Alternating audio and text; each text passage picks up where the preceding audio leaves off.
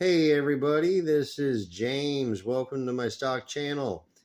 Please like and subscribe. I love having you guys subscribe. It makes me feel all good inside. Thank you very much. We're going to hit 50 subscribers. Wow, 50 people actually want to see my videos.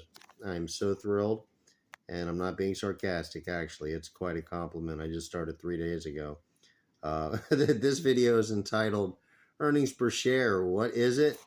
Why do I care? What's the definition of it? What it means? And sorry for the jiggly camera. I like to use the computer. I used to do this in the editing room, and instead of investigating stocks and whatnot and doing something productive, I spend my time splicing little chips of video, and it's no fun. Basics of earnings per share. It's exactly what it says. It's your earnings. It's your net profit of the company. Per share of the company. So if a company issues 10 million shares, it's kind of a tongue twister. If a company issues 10 million shares and then the company earns $10 million in profit, the company has earned $1 for every share that is outstanding that they issued. So of all the shares out in the universe, in the world, 10 million of them, they earned $1 of profit for every one of them. You would call that $1 per share, $1 earnings per share, or $1 EPS. You'll see it in just about every stock. I'll show you the EPS. Positive ones are really easy to follow. Negative ones are a little more tricky. They work the same way though. If a company issues 10 million shares and they lose $10 million on the year, they have lost $1 per share. So they are negative $1 EPS. They are negative $1 earning per share, or negative $1 in earnings, usually the terminology. But the numbers can bounce all over the place, and when you look at an earnings per share, the positive ones don't need much help. The negative ones do. People look at them in different ways. They go, oh my God, this company is losing money. And sometimes that's not what happened. Um, Here's an example. It's an electric car maker. They start out in business. They don't have any electric car. They get a bunch of stockholder money, in this case about $500 million. They have no revenue. This is their income statement, zero revenue. And they come out and they lose or spend almost $16 million this first year. And they come out and spend $170 million lost. And then they come out and they spend $410 million lost. Now, most people, when they look at this, they would say this company sucks. All they do is know how to lose money. But you also got to have the consideration that they're building an electric car. So they're taking this money and they're buying molds, they're buying chassis, they're buying steering wheels, they're buying parts. There's things happening, hopefully. Sometimes they're just drinking beer and flying around the country and going to strip clubs. So you really kind of want to, keep your eyes on the company, keep your eyes on their integrity. I like to look at the balance sheet to see if they have any integrity. In this case, we have a electric car maker with some integrity, I feel like. This blue line is their assets. As they've been buying these parts, as they've been spending that money, they've been acquiring assets, which probably are those parts. $767 million worth they had this year, $688 million worth of assets they had in 2021. In total spending on the books, it's real clear they've only spent, $550 million. They've captured all of that spent money on their balance sheet as an asset. And that's kind of nice to see that they bought something of value and that they're holding it. So even though the negative earnings per share for this particular company is negative $2.77 per share. Sounds awful, but they just came out with their first electric truck. They made 500 of them. They're having some trouble with some of them. Their stock's bouncing all around. It's kind of a long story.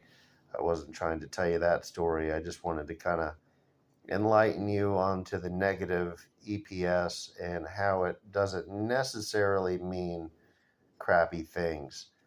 Sometimes it can mean good things. If it's shifting over on the balance sheet into an asset, that might be a good thing. If it's vanishing, um, if it's not paying down debt, sometimes when they lose a bunch of money, they pay down some debt with it. In this case, they have $150 million worth of debt in proportion to their assets. That doesn't bother me. Um, this seems like a responsible company to some degree. They've kept their money in the loop. They looped their cash into an asset, which is the cars that they have for sale. 500 of them now are assembled. We're going to find out March 6th on this particular company if they actually sold any. Then they're going to all of a sudden start having some revenue if they sold them. They're going to have about $25 or $30 million worth of revenue. They're probably going to have a bunch of money spent, possibly on new people to build the cars. Maybe they don't have to buy the molds anymore. Maybe it'll actually be cheaper than this. I don't really know what to expect from this particular company, but the reason I wanted to show you this is that they had to build the car. So they had to go into the negative earnings per share. No one starts out with no electric vehicle, and then all of a sudden it doesn't start out in the negative earning per share. Now, if you're a company like Google or Facebook or Pinterest or a lot of these other companies, they might buy another company. They might buy Yahoo bought broadcast.com for $6 billion. Yahoo stuck it on their balance sheet as money spent, money lost. So they lost, how was it, like $6 billion. They gave Mark Cuban for broadcast.com $6 billion. They stuck it on their income statement as money spent. It probably went against money earned. They might have made a profit that month anyhow. Actually, I don't think they did. But they burnt up their cash. They got broadcast.com. I don't know what it was actually worth on their balance sheet, but it quickly deteriorated on their balance sheet. And they closed it down and gave it some other name. They called it like Yahoo Videos or something like that. It's one of the dumbest purchases of all time.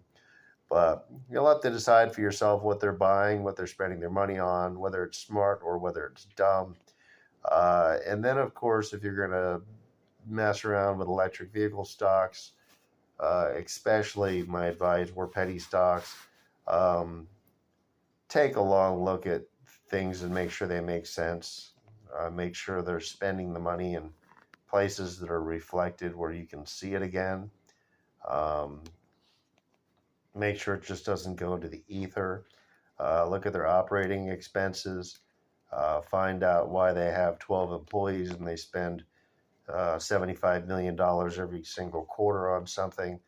Find out what that is that they're spending money on, more specifically. How much do the owners make? How many stock options are they getting? Are they in this just for the money? Or are they just running a Wall Street? Let's just take our dumb idea public and pretend we're working on our dumb idea for 5 years and collect a whole bunch of stock payer money, make big salaries, give ourselves big bonuses and big stock option bonuses, and ring up the debt and say goodbye. You see that all the time, and you can identify it if you're looking for it. I look for responsibility.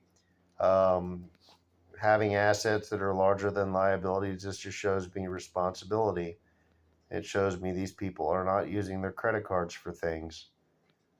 They are a little bit, obviously, but not like in proportion to what they could. They can run out and get a $500, $400 million credit line tomorrow with this. And they didn't, and that's nice. They might have to actually to finish their electric cars. But if you purchase something, if Pinterest purchased Craigslist for $10 million, Pinterest puts it on their balance sheet as a purchase. It shows a negative earnings per share. Pinterest has a terrible quarter, but guess what? They own Craigslist now. The next quarter comes along. They take Craigslist revenue, they add it onto the revenue of Pinterest, and then you have a much, much higher earnings per share than you ever did before. So sometimes it can work for you. It just takes a little time. That's my info on earning per share. Thank you for listening. Have a great day.